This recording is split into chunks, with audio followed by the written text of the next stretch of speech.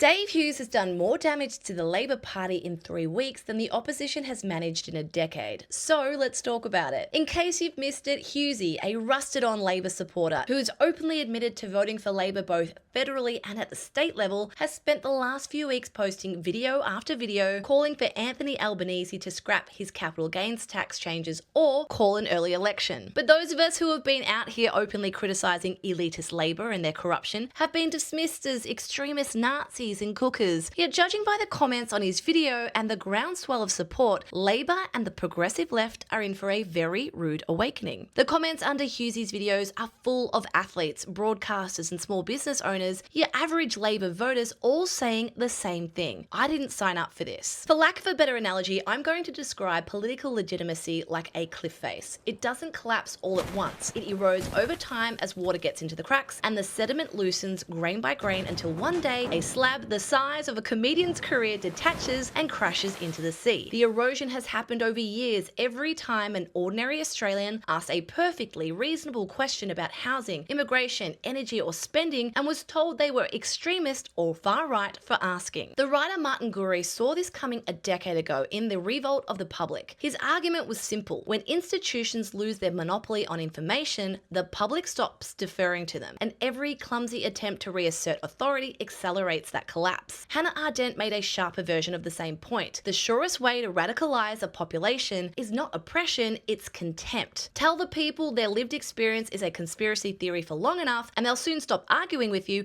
and demand radical accountability. And that's precisely what's happening here. When the Prime Minister described regular Australians who disagree with him ideologically as dark forces and then denied saying it on camera days later, he told millions of people that the establishment will insult you, lie to you and gaslight you about that insult. The ideologically captured ABC running interference doesn't calm that fire either. Their bias is the accelerant. So here's the thing the political class hasn't seemed to grasp. The threat was never the so-called far right. The threat is their own former supporters, people who have handed over their trust, outsourced their thinking, and have now watched an economy run by ideologues deliver them less whilst demanding more in tax as they give themselves yet another outrageous pay rise in a cost of living crisis. A traditionally apathetic public has learned the hardest lesson in civics. Nobody in that parliamentary building is coming to save you. And a public that has learned that lesson cannot be soothed with platitudes or freebies, Jacinta. The cliff has to crumble now. You cannot glue the sediment back together with accusations of extremism and deflection from government-made economic disasters. With One Nation voicing the common sense policies Australians are demanding and out fundraising Labor, the only thing left is for the left to eat their own. And boy, isn't a little bit of Schadenfreude among friends delicious.